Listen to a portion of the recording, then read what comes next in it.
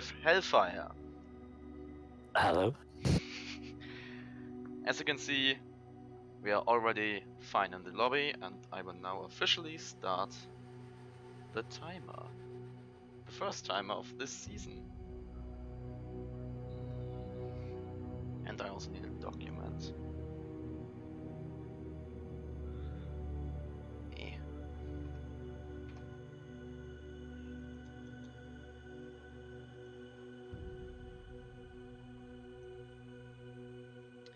Well, that worked out nicely.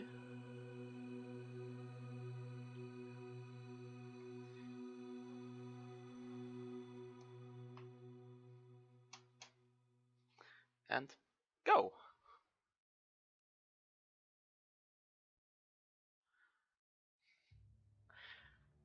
If you haven't noticed yet, we are officially starting. Please come give me your map votes.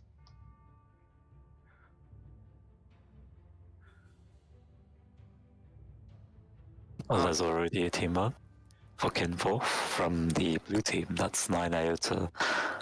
And no, it's not. It's the red team. It's Vermai and Darko who voted for Kinforth. It's the Lake Gang. And on the other side we have the Boomer Doomers. I have no clue how they came up with these names. Yeah, although it makes me wonder if there are actually any boomers on the red side. Oh. There actually might be some. But who knows? We're obviously not allowed to divulge the personal information of the players. Well, I And got the Kinforth, birthday team, but that's all I have. They can't do SCS, so.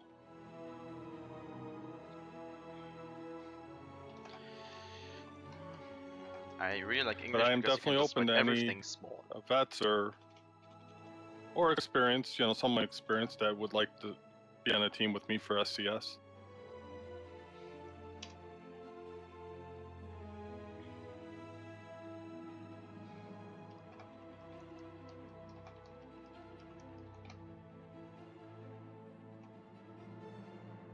No, long time ago.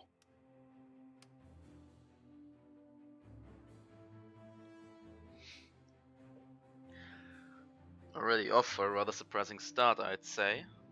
We already have 2 Crusaders.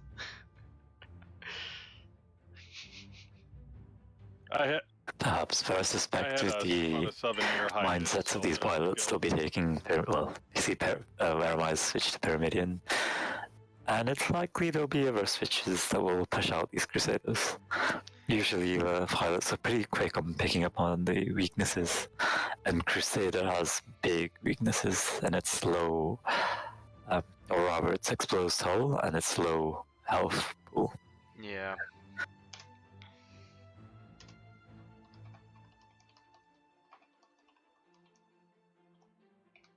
Can I type? Yeah, I can type.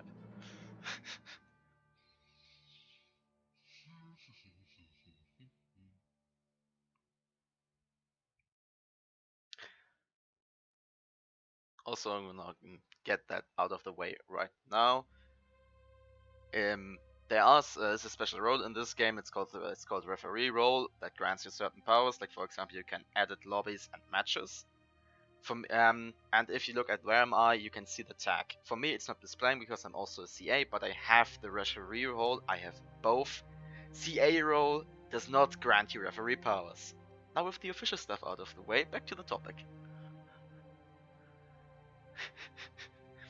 Indeed, and we've seen us change to the Spire, so the Crusader on the red team are no longer countering that fish, and in fact it seems to be the other way around, so the Spire has a Minotaur, an Artemis, a Gatling. All very dangerous guns for a Crusader. Oh, people are calling up changes, that's good. Yeah, that's like the main difference we have from SCS.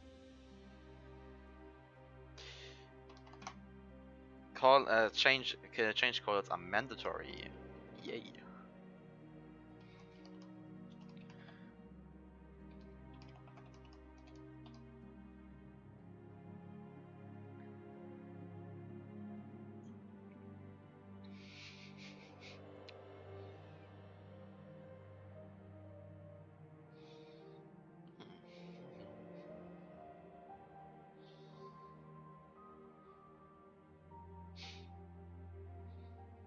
And yeah, Where Am I still hasn't returned to R&D.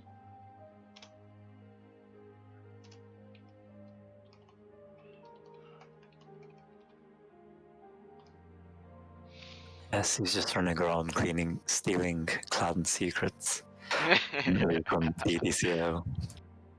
Probably stealing their Junker secrets. It makes sense because he's on the Junker right now. Yeah, but I think the Water Frogs is a little bit more sensible than the Corolin. Perhaps. We don't see Where Am I currently taking Tar. So perhaps that's not the case. Or Front Hades, at least I hope so. Oh, they already am a bit early actually. I like that.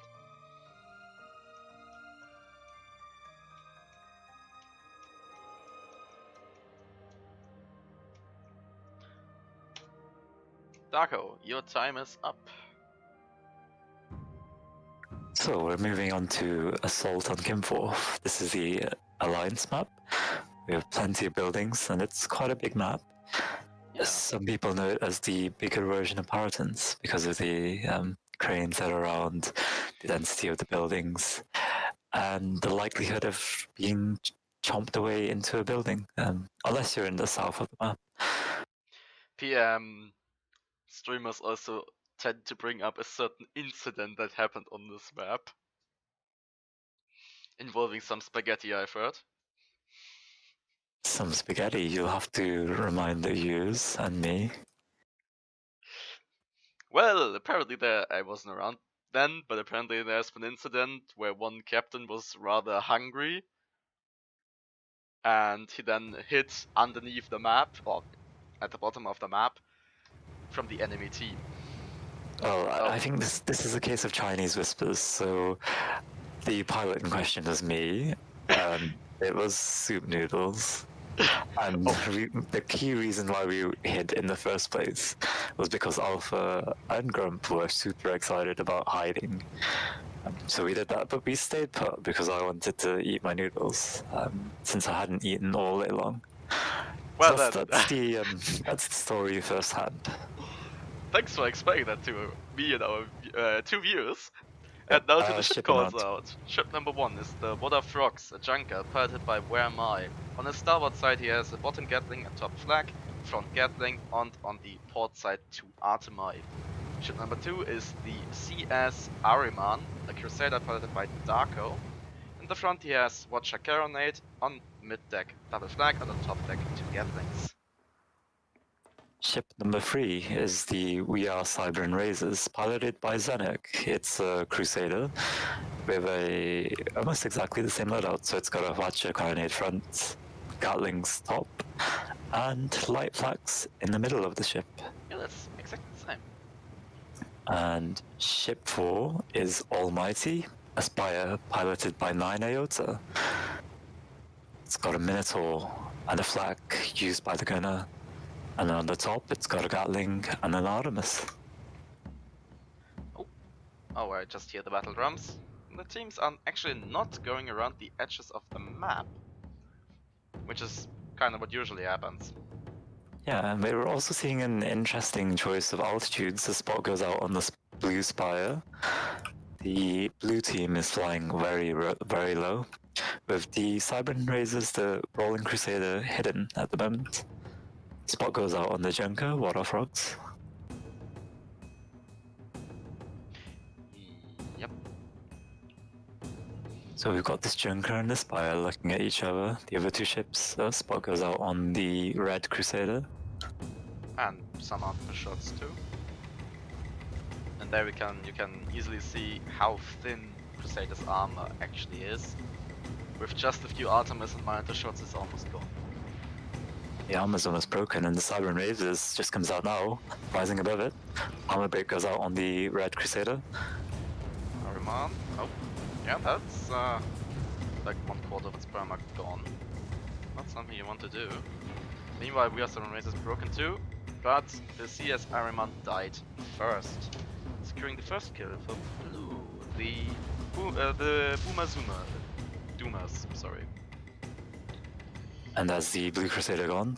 And however, Water Frogs are broken, so the Spire has a big advantage here as it moves.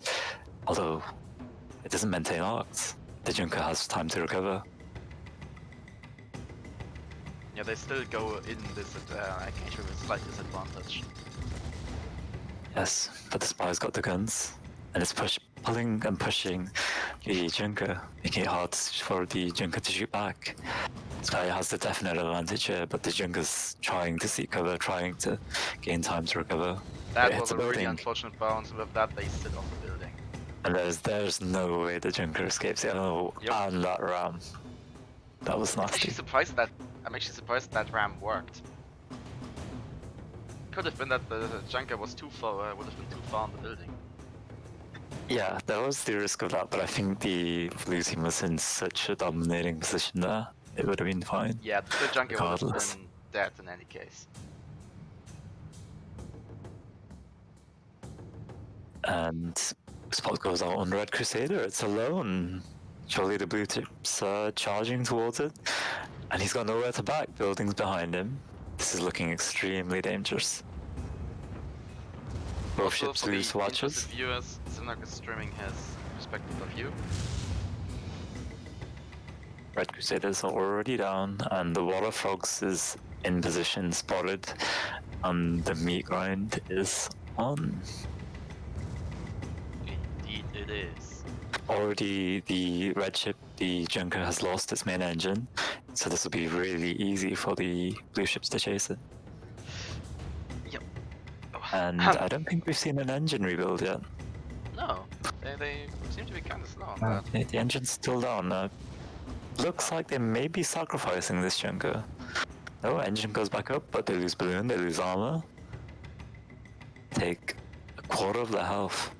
So now there's a question here. Do the red ships try and reunite, or do they just let the Junker die and let it go to 1-4?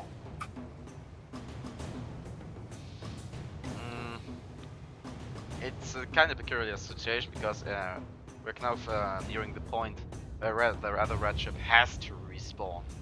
They can't wait forever, and yes. Now they're respawned. It seems like they want to engage. Yeah, it looks like they wanted to go in for the flank, although they spawn a bit late for the flank here.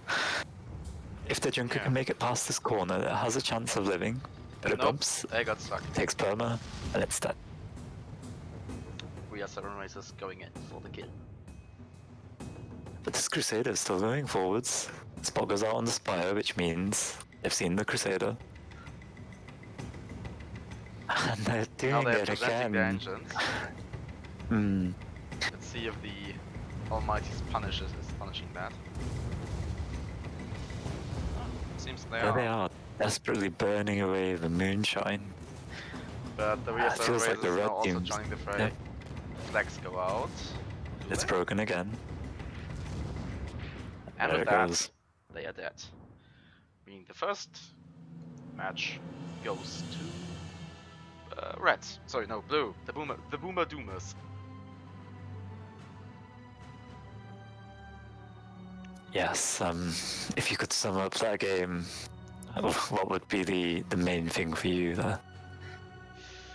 I would say a lack of communication on red side. Yes, they were always uncertain as to whether to spawn, whether to regroup, and it just really didn't work out for them. It was almost like the first engagement won the whole fight, won the whole game for the blue team there, due to a lack of good spawns. I just realized we forgot the match timer. Oops. Let me see what the second map will be. Duel at Dawn.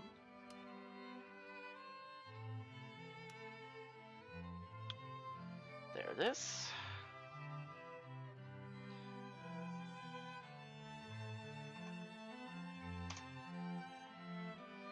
And I once again need my minute.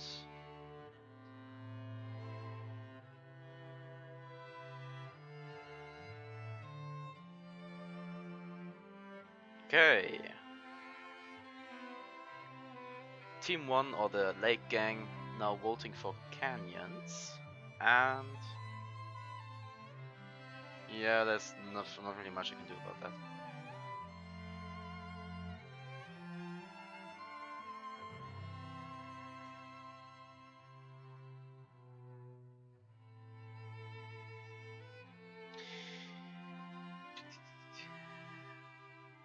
Canyons. Hold up.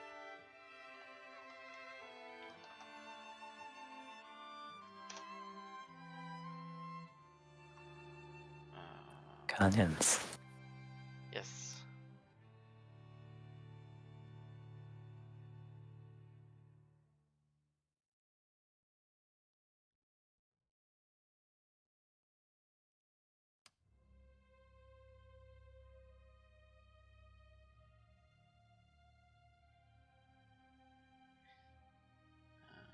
Let's also do. I should do some tricks. I still need to change. Oops.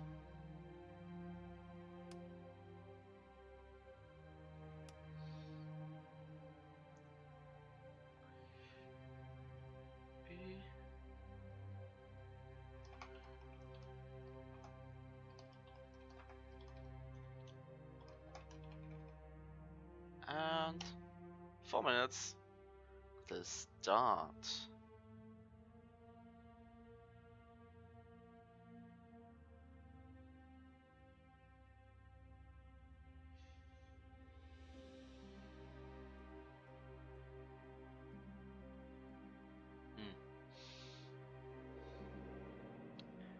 So Canyons again is a map suited for bowling. There are spaces where there's opportunity for longer ranges. But I don't think we're going to see a longer range battle on this map today. Nah, seems a bit unlikely, especially since we have some rather ram-happy captains around. Well, I know Zenek is RAM happy, but I don't know about the other pilots. Yeah, maybe plural was misused here, but I still think that this will most likely boil down to a more mid-close range engagement. Indeed. I found something interesting. We didn't get to see much of a real fight in the last game. No, we had the engagement at the start. Yes. And that was about it.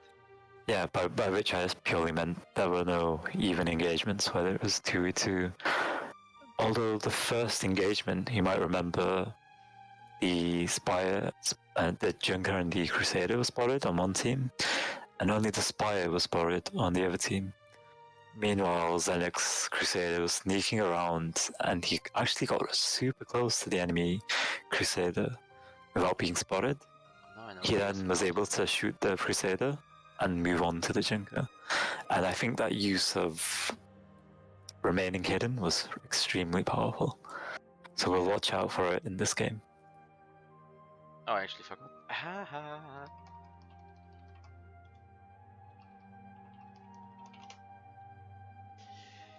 Oh,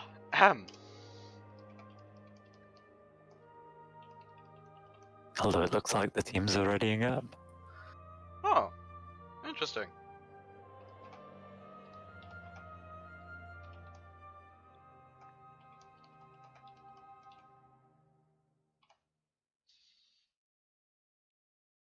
They actually are.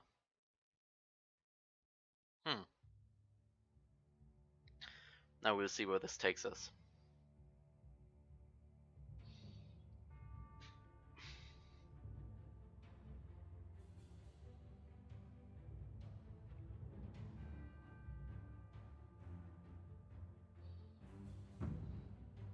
We're actually starting.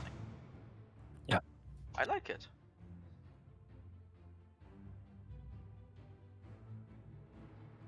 Yeah, it's looking to be a nice, fast-paced Crucible today. Yeah. So remind me of the match timer, please. I will do.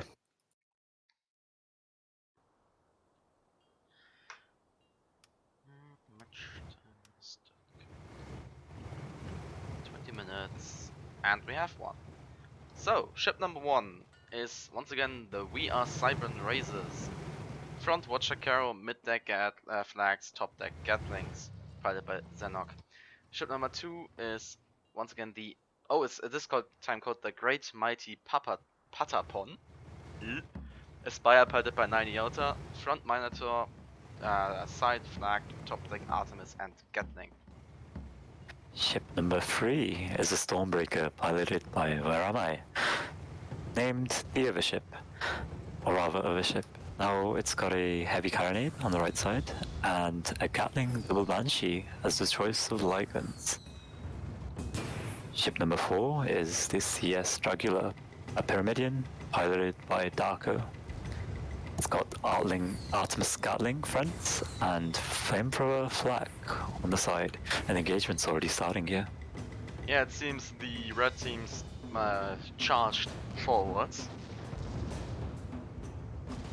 And now tries to go in for the kill, but the other ship charges forward using significant amount of moonshine. It seems balanced here, although the other ship's lost armor.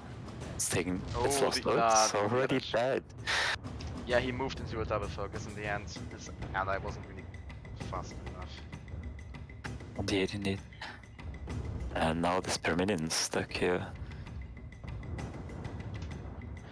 First Correct, and second kill.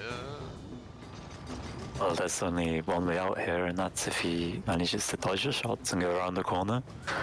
That seems unlikely since the Cybran Razors is already in front of him. Yes, and he's not turning. Yes.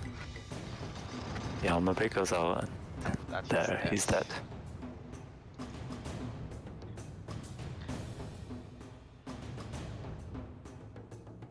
So we've got an interesting situation here. Spire and the Crusader with plenty of guns against the Pyramidian and the Stormbreaker. Now, generally the advantages that the Pyramidian has is that it's not easy to break the balloon. And the advantage the Stormbreaker has is that it's great when you can get close.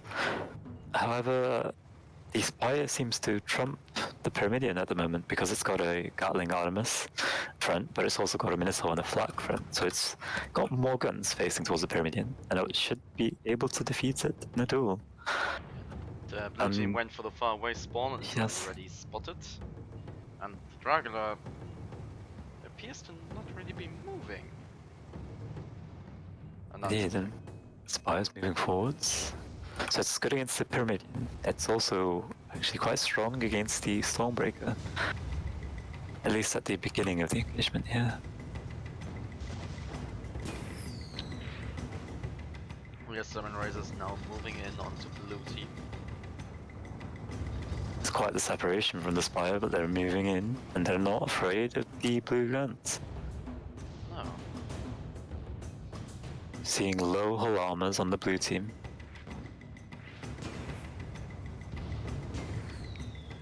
Artemis going out on the Spire, missing. They're going to be in reload soon. We are Cybran Razors now once again moving in. Currently on the on the other ship, but they might change focus. The Pyramidian and Spire are dueling. Minotaur disabled on the Spire. Stormbreaker's without a carronade here. Looks like the Pyramidian's winning at the moment. Oh, Spire double broken. Now eating a flamethrower to the face. And the Stormbreaker backs into the pipe and punished by the Crusader. And I didn't see that. Yay. Yes. Spire's hull broken, doesn't take much perma. And Pyramidian again is not in a good position here. Especially now with the We Are Cybran Razors joining the fight. Oh, yeah, that was a So broken. He's got a bit of time, but it's not looking like he's going to last very long here. Especially since he's lacking some engines. He's not gonna run away from this. No, it would be a miracle for him to survive this. And down he goes. Dead. With flags coming from the Spire. Securing a 4-0 advantage for Red Team. Who are once again sitting in blue's spawn.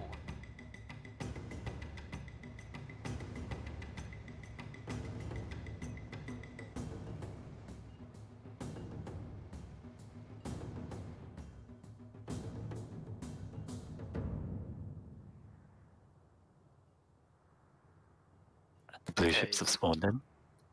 They are. They haven't got eyes on each other yet. Yeah. They're only 1,000 meters apart, but there are clouds in the way. Especially now with the red team going around the rock in the middle on the side of blue spawn.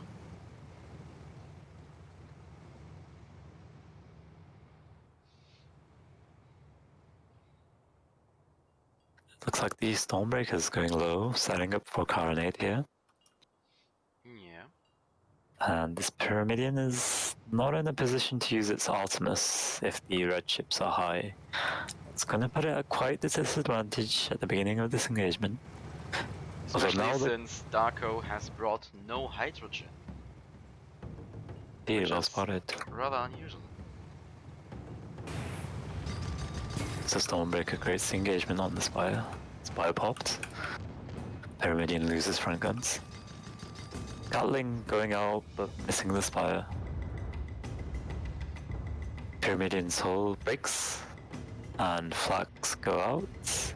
But the majority of them seems to have missed. Actually scratched Oh that. no. The flags also came out from the Spire. Yes.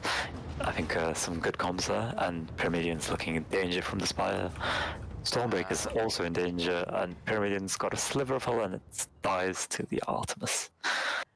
And with that, red team or the Boomer Doomers secure their second victory in this Crucible. And it was 5-0. So, let's see what the next match will bring us. Supposedly the Relict.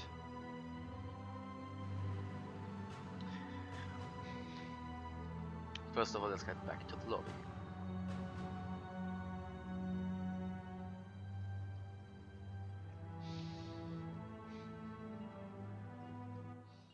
It seems Xenark and 98 have found a really good combination they can do together.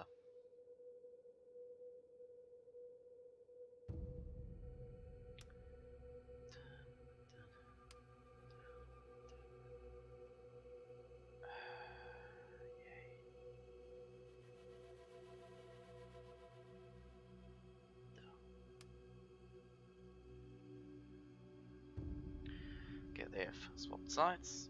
Perfect. Get my timer ready. And we have 1 minute for map worlds. Oh, there! There we have the first magnet of the evening.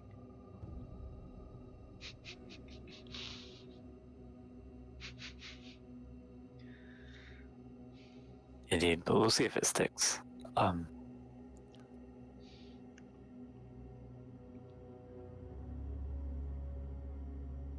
suspect Magnet may actually be quite scary here.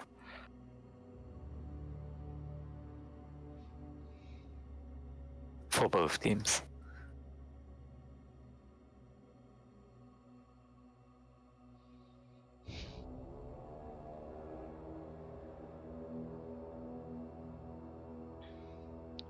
Apparently people are fine with the Relict.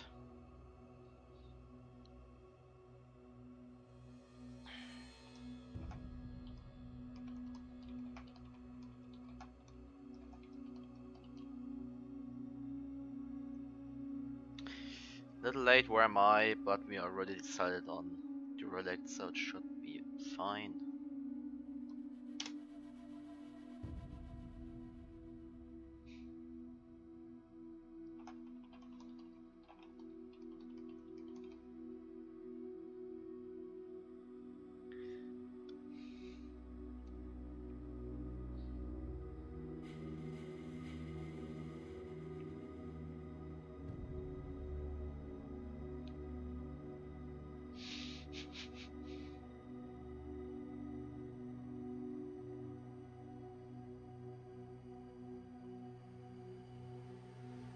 SWAT reggae, okay. Oh.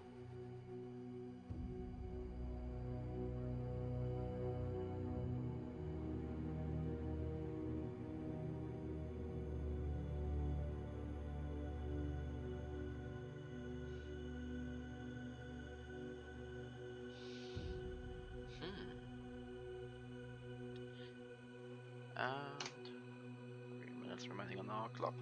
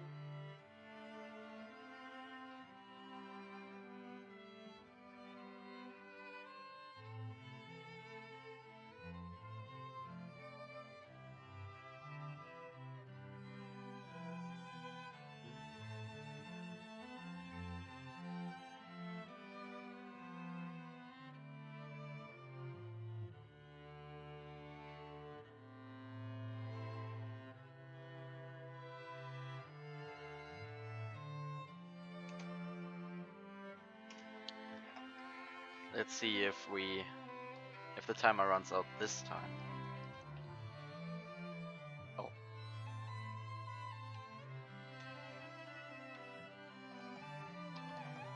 I think Red will want to deliberate over this, make sure they've got something that will really work out for them, so I think we will see the end of the timer.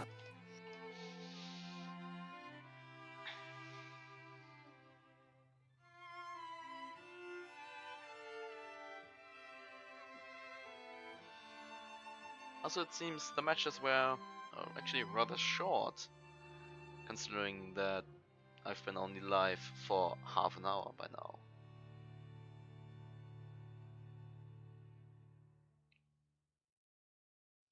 And we started more or less on time, actually. Indeed, and there are 3 matches left.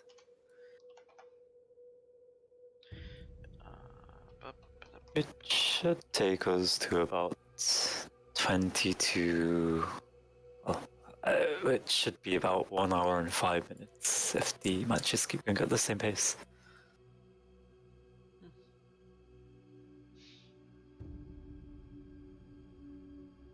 Pointy goes in bad. I actually really like the names we are seeing here. At least on one side of the spectrum. Or rather, teams. I don't believe that streamers are allowed to show favoritism. Just for the names.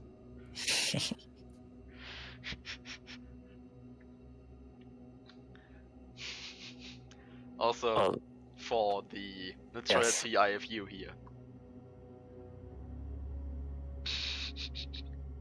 There's also the opinion that the ship names are what really matter, what really drives the team forwards. And I suppose this is evidence towards that. Since they don't really seem to ready up, there we go.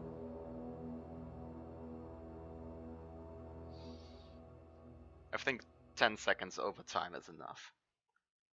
Yes.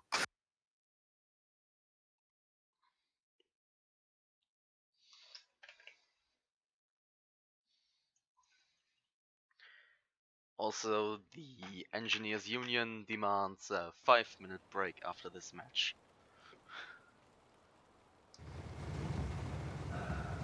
Yeah, there is the big issue with the Engineers Union being more prolific and having more of a sway than the Gunners and Pilots Union. Well, off we are, and we are off to match number 3 on the map direct exception. Ship number 1, Windy Breeze, magnet piloted by Where Am I? On starboard side we have a Watcher, a Flag and a Gatling, and on port side a Minotaur, another Flag and a Laser. Ship number 2, you see is Regular. It's Paramillion piloted by Darko, once again Artling, Top Gat, Artemis, Side, Flamer and Flag. Ship number 3, Pointy goes in bad, Paramillion piloted by Zenek, Gatling, Artemis front, and Flag. Flare aft. Ship number 4, Great Mighty Patapon, a Spire piloted by 9 Iota, carrying a Lumberjack, a Hades, a Flak, and a Gatling. Yeah, also it would be appreciated if they could stop shooting flares. They are killing my frames. Jokes aside though, at the beginning we had a bit of a shootout through the wreckage, and now we are in the open terrain. Minty Breeze going ahead, low, or rather low, and Permanian following high. And the laser's broken here, and the Minotaur. Minty Breeze's armor broken. Losing some permanent HP. Yeah. But laser's broken, but it's halfway through its reload, which is going to be problematic for the Minty Breeze when they need to re-engage. While the Dragula and the Pointy Girls in bad are shooting each other. No real Dragula's damage got the dealt. advantageous position. The Artemis down on Pointy. Pointy's going low. Minty Breeze is popped. It looks like the blue Pyramidion is in a dangerous position here. Well, it's actually not, since the red Pyramidion rather tries to focus on the Spire. And it's So more interestingly, position. the Gatling has perfect position on the blue Pyramidion, but there's no Gatling going out from the red Pyramidion. No, there is. Meanwhile, Minty Breeze is broken. And lost once again a bit of its perma.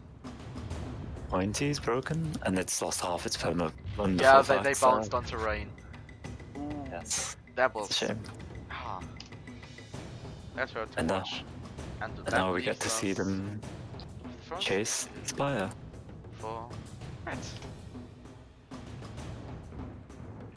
Oh yeah, I should probably write in my kill advantages.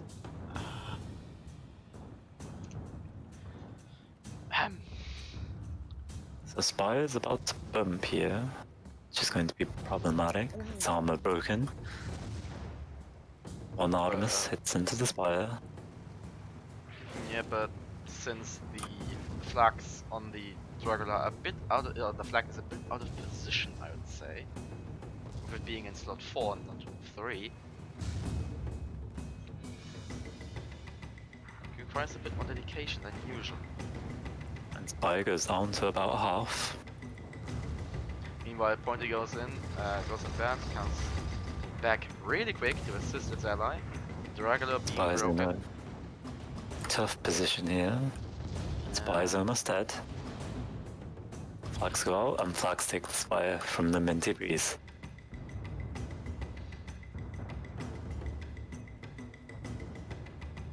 Dragula's looking safe here. The blue Pyramidion is looking to pursue, perhaps in the hope of some damage before he also goes down to the red ships. There's an armor break on the Dragula. Ram misses, Oh, he but flags go out. It was That's difficult to unfortunate. tell. Yes. And now the Pointy goes in bad, is in a rather bad position with both red ships being able to shoot its back. It was quite a interesting maneuver, flying past quickly, getting the flags in, and I thought for a moment, is he going for the ram, or is he trying to get around this rock here? I was and expecting into the cover? ram, and the ram would have killed the Pyra. Definitely. And also, if he'd gone into cover behind this rock, he would have been able to survive long enough for his ally to come in. Well, now we are going in for a reset, and I predict the blue team to spawn inside the relic. Well, it was an obvious spawn.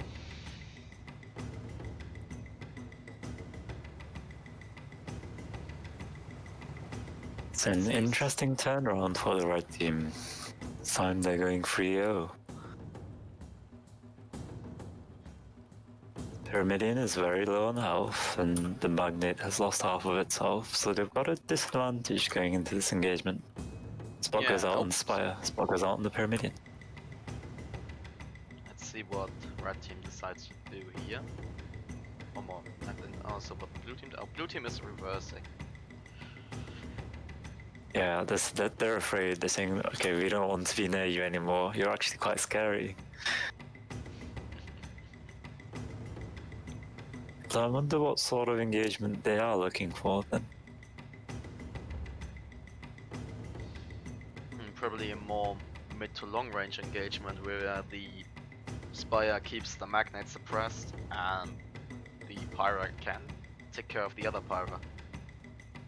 I think the magnet the timer. Not again.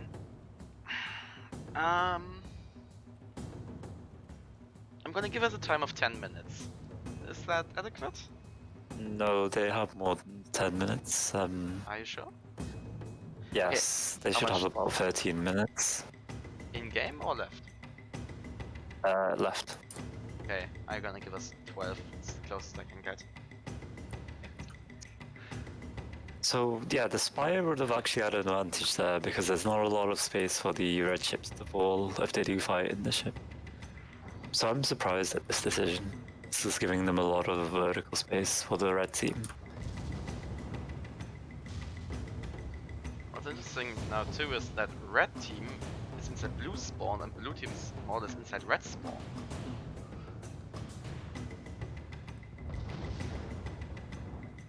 Laser goes out. Artemis goes out on the blue Pyramidion. Laser's up. Hades hits the rock. I think you can't. I don't really think you can pop the rock. Oh, it looks like the laser's reloading, so got a lot of downtime for the magnet. Well, the lumberjack's broken. That's fantastic. Laser's broken, so not much is going to happen. Seems though that the balloon will burn down. Yeah. Yeah, the magnet's in a precarious position here, unless it can take cover. Oh, please stop shooting flares. There's some Pyramidions moving in, but perhaps a little bit late. Flags do go out of the Minty Breeze, and that's the first kill for blue team, with the Minty Breeze now being shattered. There's a wonderful Artemis shots disabling free guns on the blue Pyramidion, but it's not enough. They're under a lot of pressure, they lose their balloon, they're losing their armor. Will the armor break? The armor breaks. Did they get the flags flags? go out. And it's dead.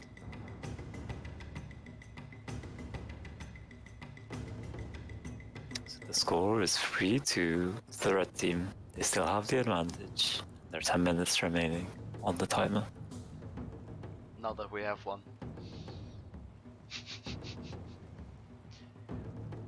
So, let's see what red team does now.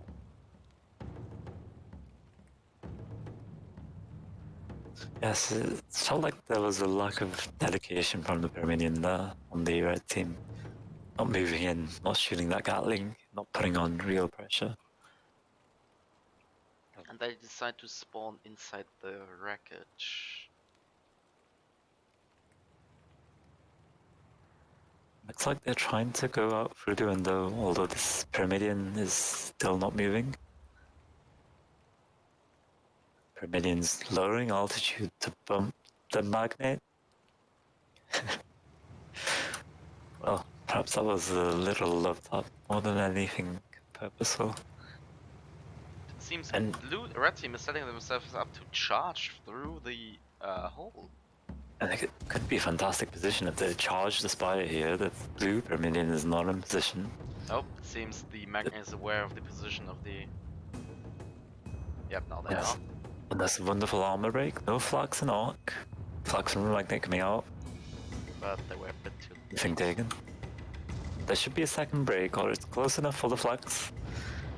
But they don't fire the flags, and the armor does go out on the Spire, but still no flags. They weren't really paying attention to the Spire, they are more focused on the Pyro right now. Meanwhile, balloon pop on the Minty Breeze. Red safe from the lumberjack for now, so they recover. There's no lumberjack going on. It's Pyramidions in a precarious position. Trying to turn, trying to go for cover. Looks like he makes it. And now the Minty Breeze is once again in the focus of the Great Mighty Patapon. He's so close to the ground here. But he's out of arc, so he should be safe for now. It'll be interesting to see who's going to be more aggressive here, who's going to look to push the other team, because I think that's the key factor that you go in this fight. The red team push up, they have a good chance. Same with the blue team, although it looks like they're looking to re-engage, interestingly. And red team is starting off higher here, so blue team is safe from the laser. It looks like a clever decision by the Spire. They're out of the laser arc. They're able to shoot the guns at the magnet. Magnet takes cover. Now that the Dragula is shooting the Spire, meanwhile the other Pyramidion engages the Minty Breeze, gets an armor break. But flags are out of arc. Still, some perma damage being dealt. It's progress. Another 7 minutes of that, and the magnet will die. Pyramidian's in a tough place here. It's gonna be armor broken, no, they avoided. Get the mallet in just in time. Oh, but he bounced on terrain, and that was... But he's in cover, and he keeps all of his health. Red Pyramidian here being extremely passive. Yeah, Wonder what he's waiting for. perfect opportunity. Seems like it. Yep, Spire now rising up a bit to get his guns Yep. going on the Minty Breeze. It's a lot of pressure. Will the Red Pyramidians going in? I don't think this is the perfect opportunity. Especially since they're engaging the Pyra or the other Pyra frontally. They lose a balloon and they're dropping down now. And also they Armor get goes some down. significant fire from the Spire. Will they bump with their armor down? No, they managed to Just avoid it. almost. With pressure on the magnet now. Being It's double like they're broken. going in one after the other. Okay, so Magnet only having half its perma left. Minty being broken Breeze once loses again. hot. Yep. Pyramidian armor broken on those flags were beautiful, taking it down to half itself. Well, the Minty Breeze looks like it. And now Yeah, the flags went out. From the point it goes in bad. So now the score is even. But now the Dragula is in a really bad position. Being shotted by both blue ships. Armor break. And now there's no way he gets out. It seems It's like around, yeah, okay. The fixes Dragula armor. sits on the terrain. And he's gone. So now blue team has the advantage. We have 5 minutes left. They do have the advantage, but the Pyramidian's health is at 50%. So there is an interesting win condition for the red team. Yeah. If they kill that Pyramidian, Spire can go down. Red team could now actually spawn in behind blue team. Oh, Spire's turning around. And Okay, they do. Breeze respawned. Where's there's the Pyra.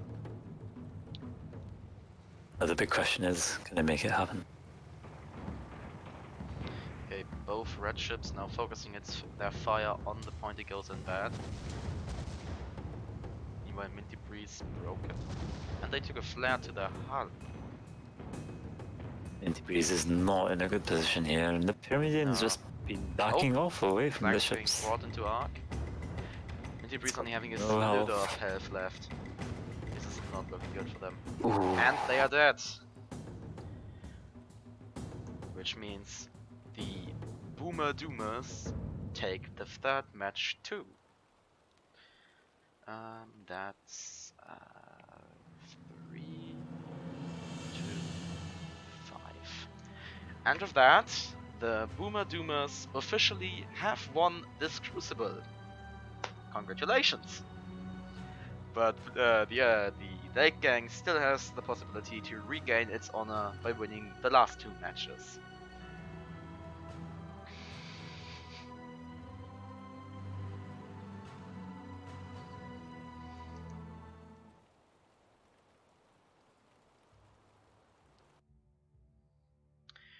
And now it's time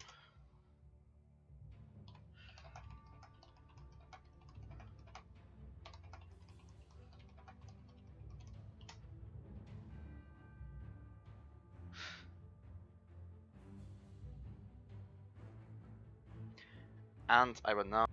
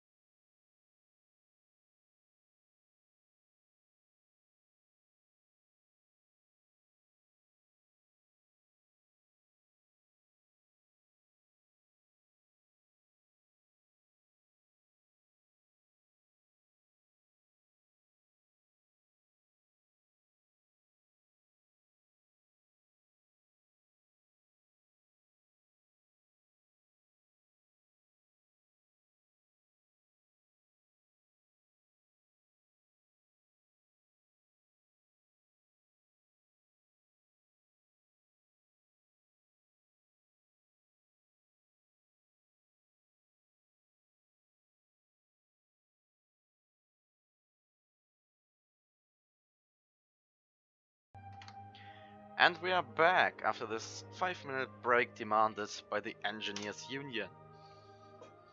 And off to the lobby of match number 4. As already mentioned, the Boomer Doomers already have won this Crucible. But let's see what the Lake Gang will bring us in these last 2 matches. Also, I should start timer. And although they have already won the Crucible, there are still points for grabs, which will be really important in the last week when we sum up the total points that each player has. There are prizes going, including titles, and I think it was dies last season. So it's really key that teams get as many kills as they can, even if they're losing the game, even if they're losing the Crucible. They have a lot to fight for. Also, while we are at it, I can also go through the stuff. Okay, apparently we are fine with Periton.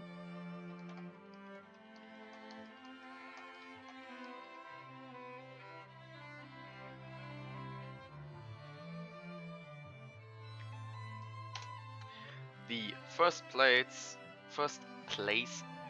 gets 3 dice of the participant's choice. A special title, the Balance Breaker, also crewed. Sorry, I should start differently. All participants get the title Crewed. Top 7 get the title Leader of the Crewed.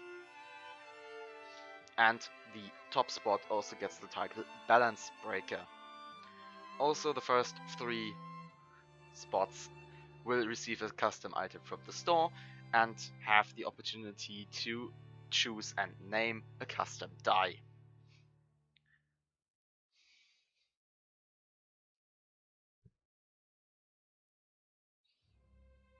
So yeah, sign up for Crewcible. Get fancy titles and fancy dice. Indeed, Balance Breaker is quite the apt title. If you're able to gain a lead in the points throughout the whole season of Crucible, which is it shows 12 that weeks, by the way. You can defy those 12 weeks of the Balance team trying to put you on an appropriate team, because it shows that no matter what team you are on, you're clearly capable of leading them to success. And usually it comes about if you're improving yourself quite a lot, or if the Balance team just doesn't have a good overview of how good you are. So if you can somehow escape their notice. Speaking of balance, there seems to be some complaints about it. Well, also at this point I can probably say thanks to the Balance team for sacrificing their Saturday morning for the Crucible, or Saturday, to give us the most balanced Crucible we can hope for.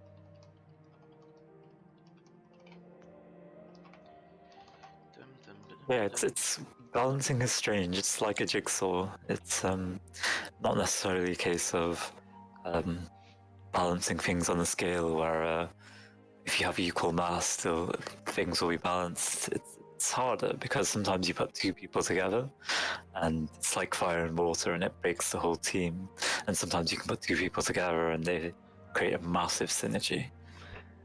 Yeah, like crew to pilot synergy, pilot to pilot synergy. Those things can really mess up balance. Indeed. Also, we are apparently once again starting the "we can't spell change" meme. Not that I would have missed it. It's just the raw passion and fury to really get out the changes as quickly as possible. Because then they're thinking, okay, I've just changed. What is you going to change to? Okay, I've got to prepare for that. And in the meantime, them fingers are mashing the keyboard. So we've seen about 1, 2, 3, 4, 5, 6, 7 changes so far. Oof. And ships are locked.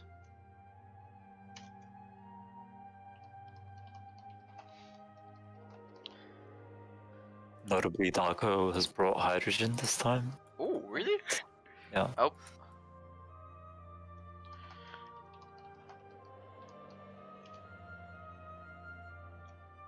So an extra minute has been granted since there was a last second change. And so in this minute, both teams can change their loadouts.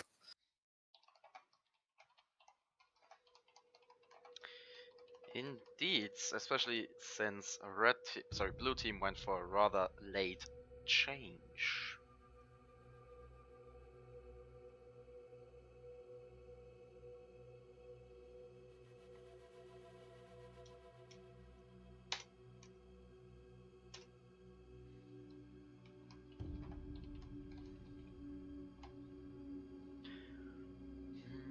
Although I'm not sure what the red team is changing. I think.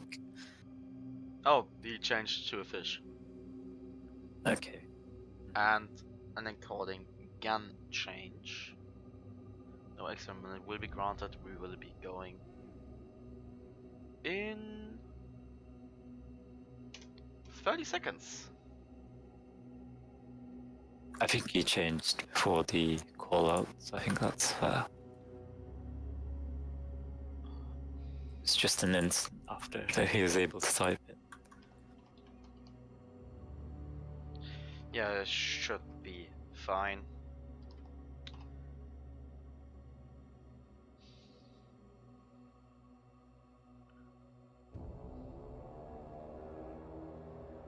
And ready up.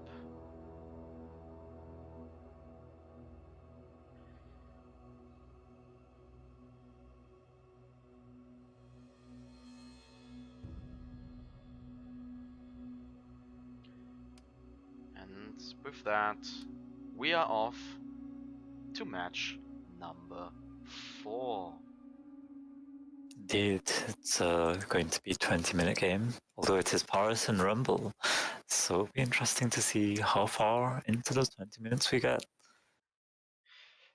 I guess it depends on whether or not the teams want to fight each other. Well, I think the Xenex is still flying the Corsair, so it looks like it will be the case. So we set the timer. Yeah, this time I said it. It's there. So, ship number 1 is the Minty Breeze, a Magnite piloted by Where Am I?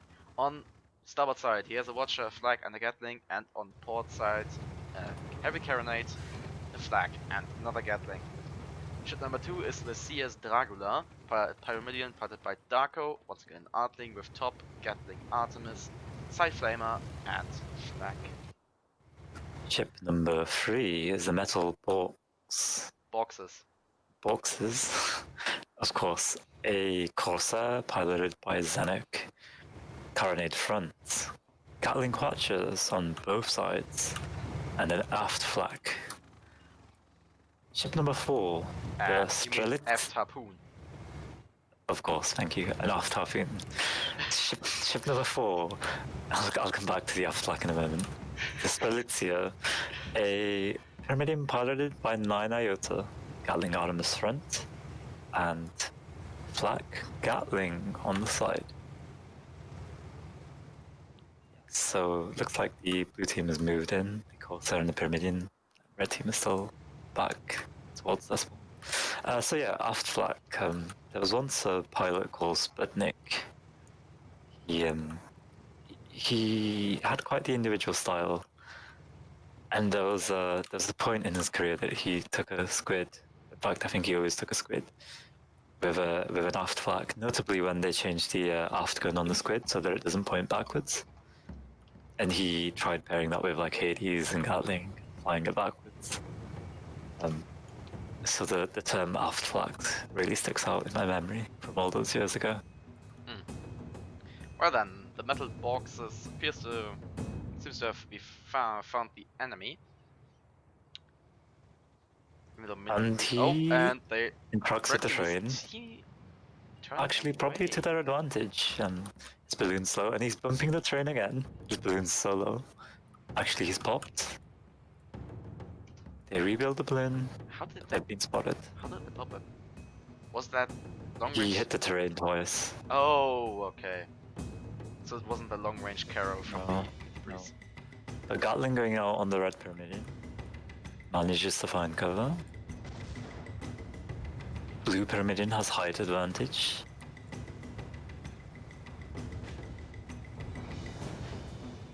Carnade's out on the Magnet. Magnet's popped. Corsair coming in for the ram, but it's being focused by the Pyramidian. And the See Strelitzia moving out. Strelitzia moving out on the Magnet. Double Gatling going out on the Magnet.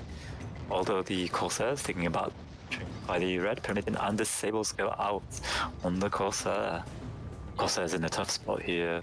Yeah, it's a question of can the Pyramidian make it? And they were broken. And Dracula completely disabled, and it's dead already. Red Pyro is dead. Beautiful watcher by Artemis. And the Magnet's pushing, trying to get damage on the Corsair. Takes it down to a third of its health. Whilst it's taking battling from the Pyramidian, and Corsair's in a dangerous spot. Magnet gets engine disabled. Still ram. Magnet's armor broken. They really Flags go out. Oh, but I think the last one was blocked by the boxes. Indeed, and now can he survive long enough? No, his guns are down. He's being rammed, and he's dead. But the crew on the boxes should really rebuild those guns. And actually, I can hear the sad engineer noises, even though that's not Xanax's ship.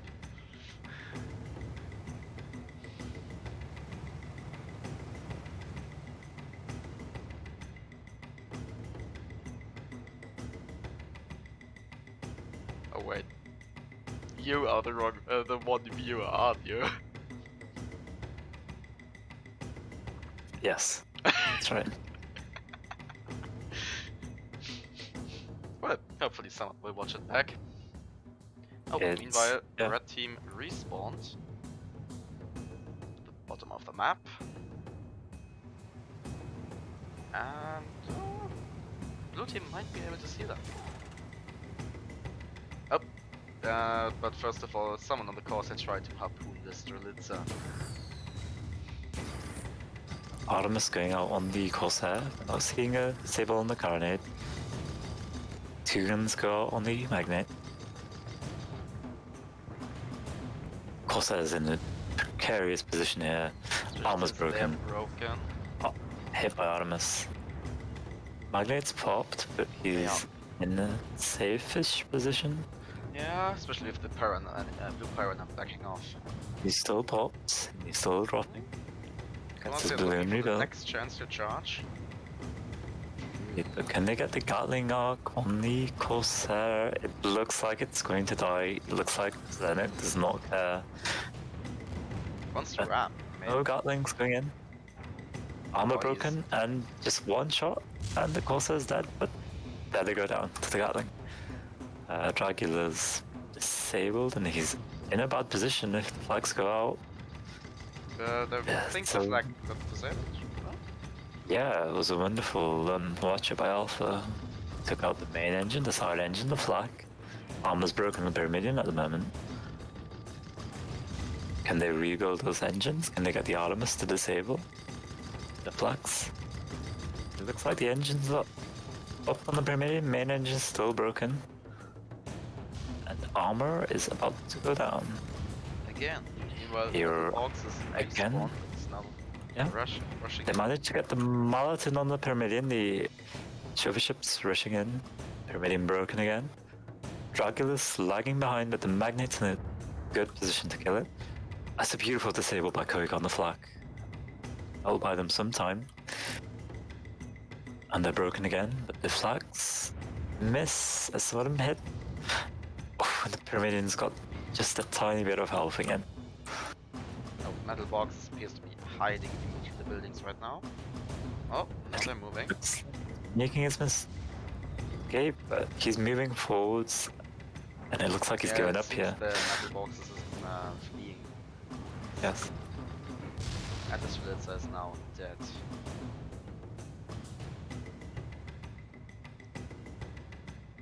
It was a shame. It was almost out there. And I think actually it was a good position for the Corsair to come in. Because that Corsair, if it's ignored, it's just going to battleships, especially on Powerton Rumble. Yeah. You can see that Magnet's current position. He had his back against that wall, completely exposed to a ram.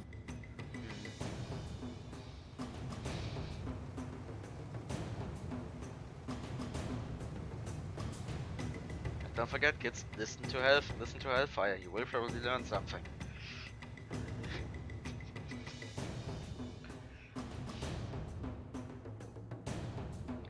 Okay then, blue team has met up once again. And red team moving around the map. Slowly but surely. And the Pyramidion on the red side has got quite a... It's gone quite high into the air, which is good. But it doesn't look like either team's trying to aggress the other. Oh, Seneca's slowly pushing in. No. Well, we still have 11.5 minutes on the clock, so I don't think the kill advantage will come in. No. Indeed, but the Minty Breeze is unspotted. Are they going to charge the Pyramidion? This is a choice that they'll have to make here. It looks like they're being very careful. Magnet's spotted. Oh, they forgot to change sides. Oops.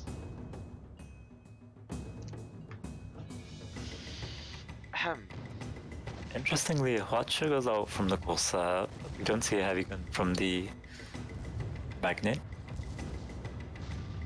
Magnet's taking a beating. By the Pyro. Not broken. Not broken, but no flags yet. They are the flags. Go out. Even though they were rather late, they still got some damage in. They got the rebuild halfway through that, so it was very good engineering there. And the Magnet. There it goes. Yeah, so it was an interesting split by the red team. Didn't pan out for them. No. If you're splitting like that, the Magnet has to use this heavy gun, the Pyramidion has to go in aggressive, and the focus shifts. I just didn't have. The Dracula's winning here. And the metal box is coming in. And he's coming in. And his arm is broken, and the ram hits just at the wrong time. And Hutch goes up, he's dead anyway. Yeah, dead.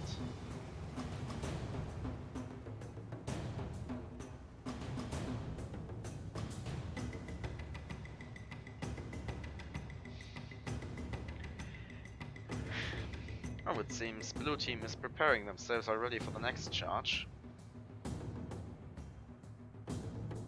Maybe anticipating a certain spawn. Indeed, although they're not moving up into the spawns, which is interesting. It seems like they're confident with giving the red team some time.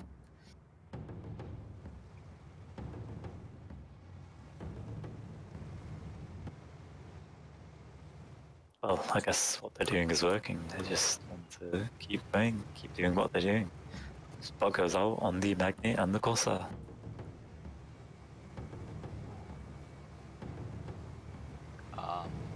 Okay, someone attempted to shoot a harpoon into a building. Yeah, that only really works with the walls on the Fernholt and Oblivion South. You can harpoon the wall and pull yourself in. Probably a loss for some really fancy maneuvering, especially combined with drift there. Maybe. Now, the Corsair is charging in on the red team. Miles ahead, he's just going for it. He's armor broken. But Minty Breeze is no flags. Breeze is broken, yeah. Oh, Metal Box is also lost. And Nostra, it's his time to try and run, but he's booped up by Dracula. Double focus on Corsair. Blue Pyramidian's not doing anything yet. Oh, they are starting to shoot the Minty Breeze, but they moved into the Watcher arc. And the lack of flags on the Corsair, although both ships appear to have those flags. Okay. So the flag on the Magnet was out, but the other Pyramidian could have flagged the Corsair. Okay, Metal Box is now going in for the next ram.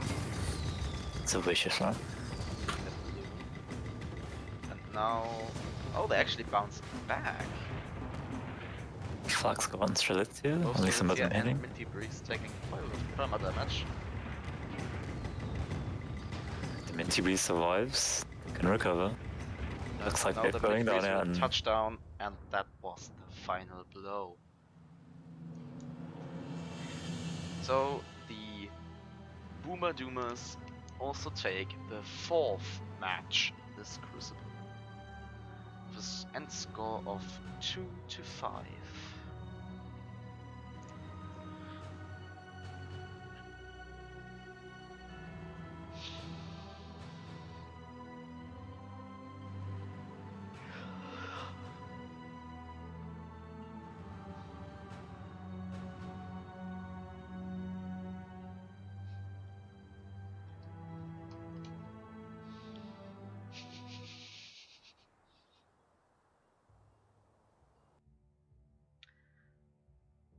Please do not swap sides. We forgot that last time.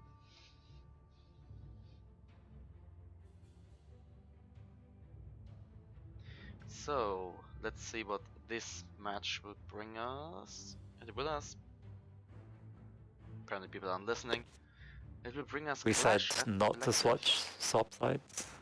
Oh, what? Because we should have swapped the last time round. Clash at So Blackcliff. 9 and Oh, there it Darko, is. you'll need to swap over again. Thanks.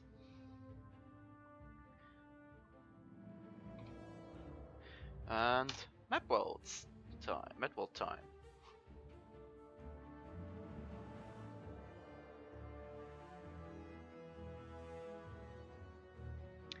So, what do you think? Will they stick with Blackcliff? Possibly. Are the teams on the correct sides? No, they're not. Okay. Doesn't matter. That we're playing it with this now. Just need to Yes. adjust my notes a bit.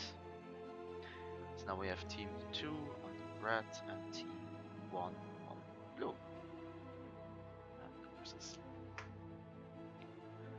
Okay, blue team.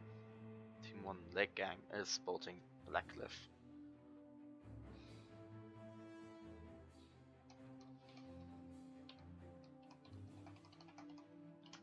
And Blackcliff it is. I'm actually rather surprised there wasn't a need for a coin flip in this Crucible. So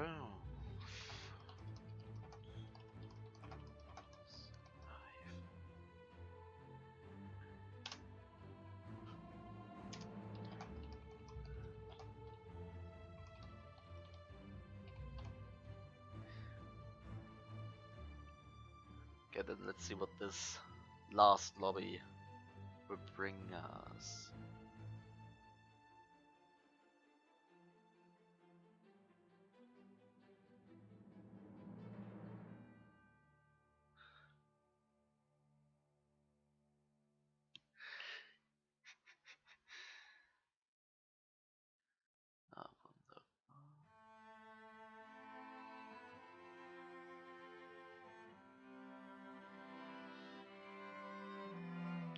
Currently people cured their misspelling problems and we now can correctly spell change again.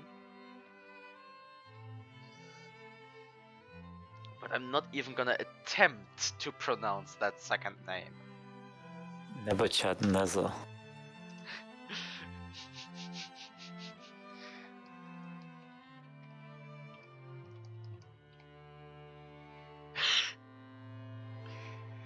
Apparently I was wrong.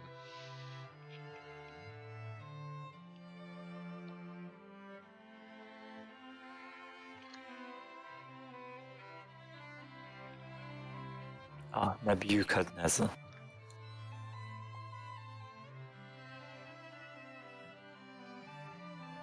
And if you're interested, it's a Babylonian name. He was king of Babylon in the 600s BC, the longest reigning and most powerful monarch of the Neo-Babylonian Empire. Interesting. Yeah, I wonder if 9 has any affiliations with the archaic Babylonians. Maybe he's from the Middle East. Maybe he enjoys history. We will never know on this stream.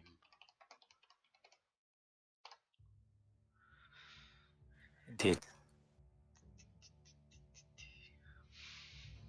And Zeno going for the Command and Conquer reference.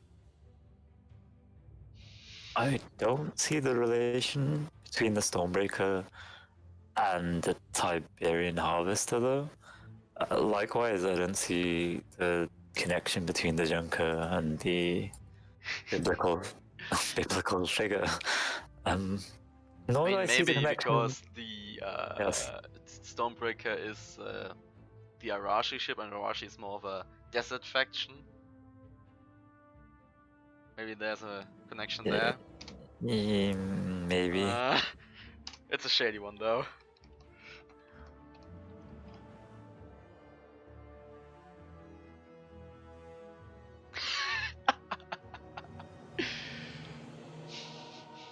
Also, Minty Breeze and Magnate. Is it because it's blue and Minty Breeze is a blue or something?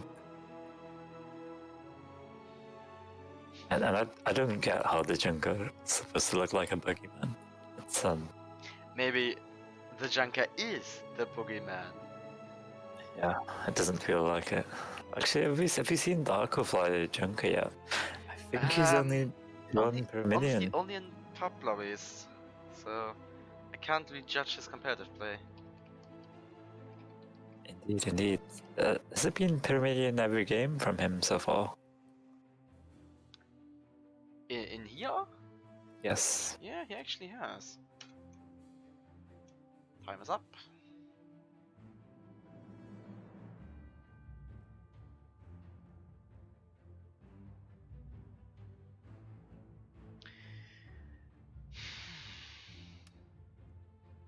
I'm disappointed.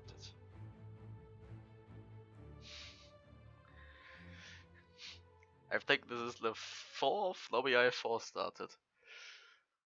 And the 5th of the tournament, so the final match.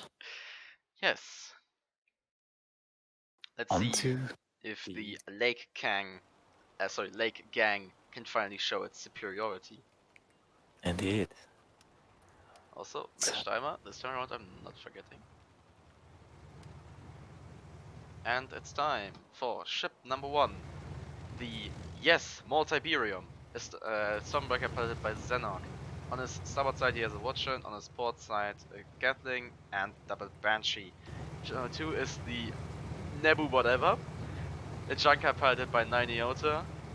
On starboard side he has Gat Flag, front Gatling, port side double Artemis. Ship number 3 is the Magnate. It's the Minty Breeze, piloted by Where Am I? Left side is the heavy carronade Flak and Gatling. And on the right side is the Watcher, Flak, Gatling. Ship number 4, the CS Boogeyman Junker, flown by Darko. Left side he's carrying double Artemis Gatling, front Artemis. And right side is Gatling Flak. Looks like we have an engagement on the hands. Yeah, already with the blue team kind of rushing in actually. Well, not anymore. Yes, Multiberium now rushing forwards. Looking for Watcher. So go to Watcher, they get a Flak, they get that Watcher, so they're safe. It looks like they're leaving now to engage on the Junker. They're out. Nope. Oh. Well, I can't be certain here what they're trying to do. They go for a Watcher again. Second Watcher on the Minty Breeze. But they're completely ignoring this Junker that's shooting them. And Stormbreaker Hydros, the Junker Hydros up with them. Minty Breeze is still feeling pressure. The Junker's not so much pressure on the Stormbreaker here. Armor break on Minty Breeze. Oh, some damage being dealt. And the red Junker's far away, gives the Minty Breeze time to recover. Good Watcher comes out on the Boogeyman. Because like red is still in control of this engagement, but there's no permanent damage coming out yet. Gatling's coming out on Minty Breeze now. Double Gatling on Minty Breeze. And that hole's breaking, it's really low.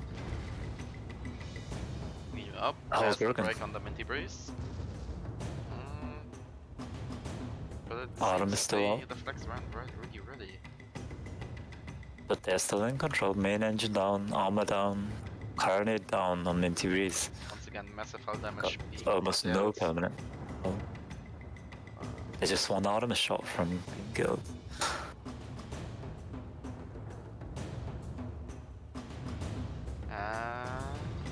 Break. Minty Breeze is dead, meaning red team secures the first kill in this engagement. Indeed, meanwhile the Junker blings out, the hole's out now, turns rebuilt, and Zenit goes in for the ram, and he secures the kill with that ram. Lethal, stamina, moonshine ram. Actually interesting to go running into Stormbreaker, but if it works... Indeed. He got the balloon, they got the hull down, and that was a good time to ram, because there's no chance they were able to dodge.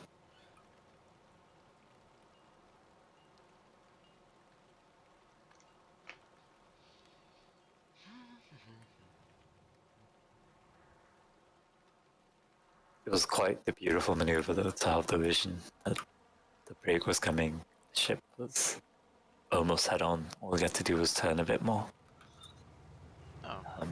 Either way, they were in control, and really, it's just style points for Zenit there.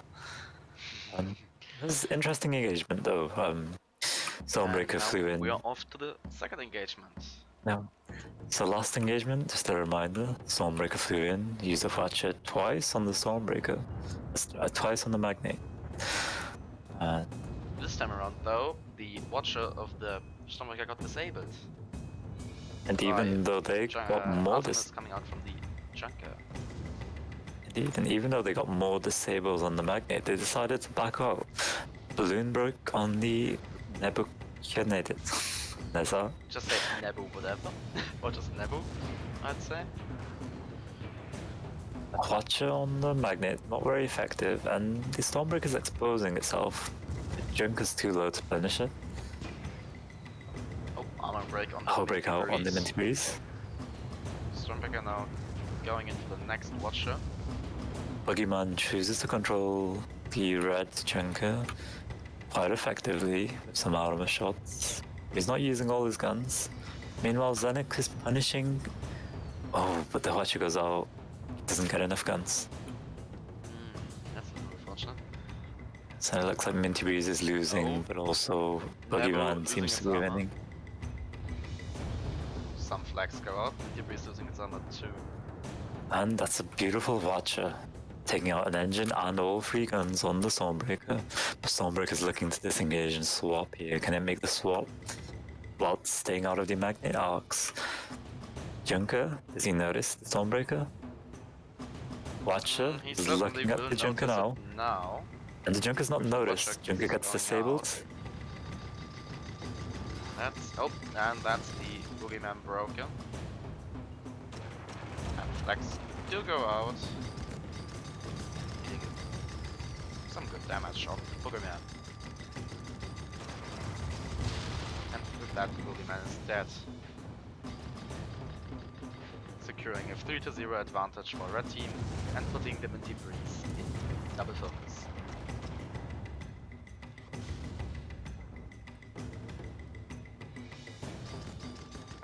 Everything okay on your side? Okay, meanwhile Minty Breeze can lose all of its guns and it's now dead too, resulting in a 4-0 advantage for red team.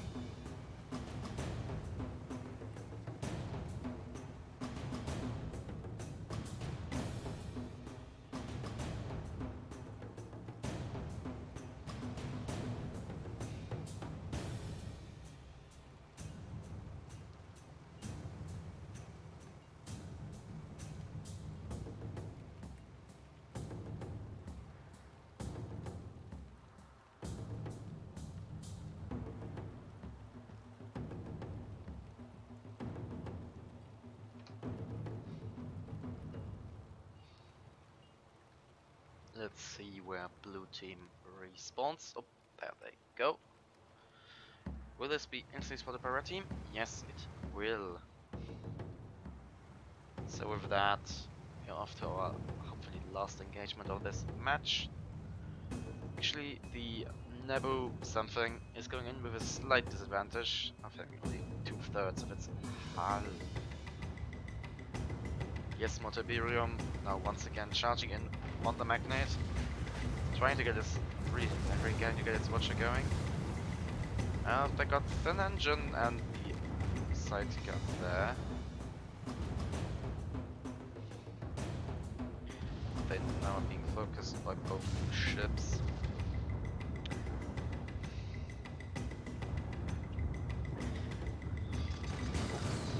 Nebu eating a watcher. Thankfully no damage being dealt. Midi-B's broken. Some flags do go out.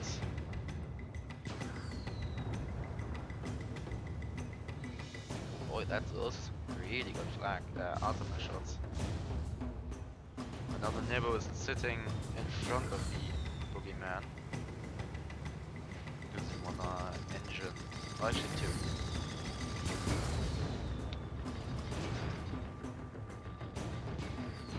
In the background now Midi-B is losing its armor.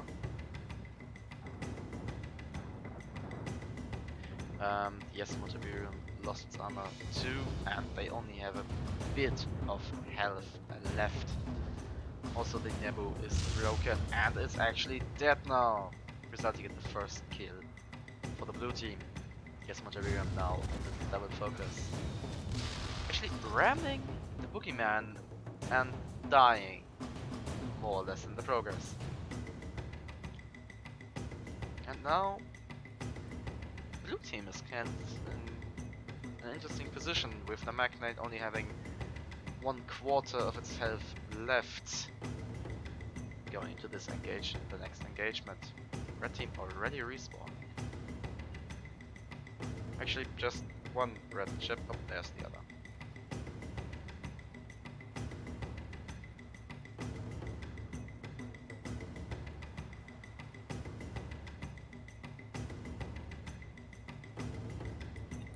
It's an interesting position. Midi-B's extremely low in health here. I just said that. What they'll try to do. Also, what happens? Oh, I disconnected. No. Okay, Midi-B spotted. Hopefully. Taking some fire from Junker. Indeed, it's an interesting approach. Stormbreaker now setting itself up. Oh, they will go around the mountain. It's like they're sticking the magnet out as bait. Here's the candy, guys. Take it. It's a very low ship. Just come and grab it. Looks like the approach that the blue team are taking. Stormbreaker's going in for the flag. Coming in from the back, still Watch the side. Getting a watcher on the Midi-Breeze. Now they finally noticed it.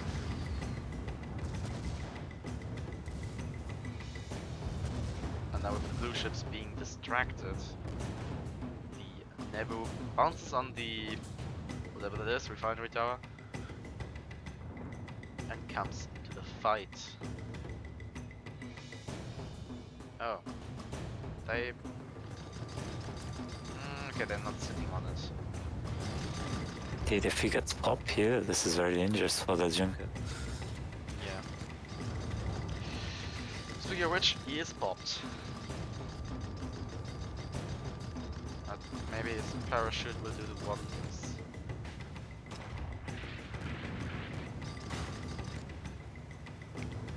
See his boogeyman meanwhile. Oh, yeah, Nebu something died due to terrain, and meanwhile the Motabirium taking a lot of fire from the boogeyman, and they only have a slither of health left. That's now gone. All engines low and he's dead. Yeah. So that leaves us with a score of 4-4. And roughly 8 minutes remaining on the clock. And now the blue team once again going in with a slight disadvantage. Well, I wouldn't say slight, with the magnet only having a quarter of its health and also the boogeyman being a bit damaged.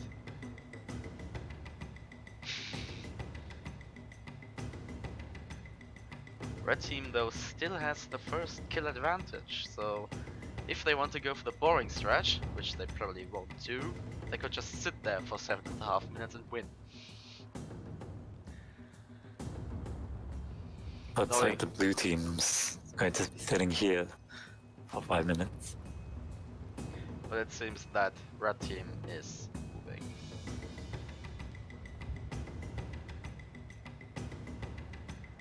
Blue team have found their place in the world, that's why these rocks.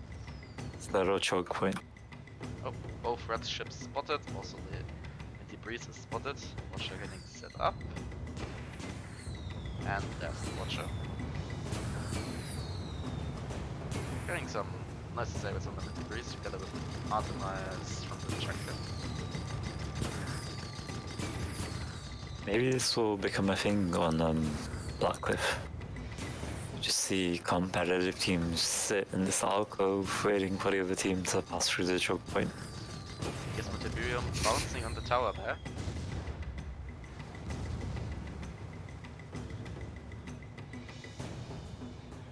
No break though, thankfully.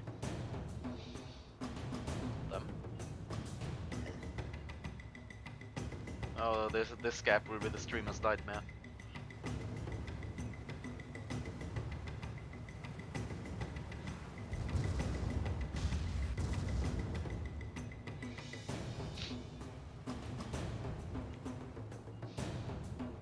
Okay, Nebo, well, exchange, got some shots on them in the breeze.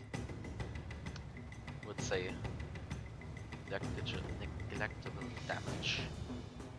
Oh yes, Monteburian once again going for the flank. They might catch the boogeyman by surprise. Especially It looks like they're moving away. Oh, Jackass turning around. But Watcher does go out with some guns. And the Red Junker now also coming into the fight.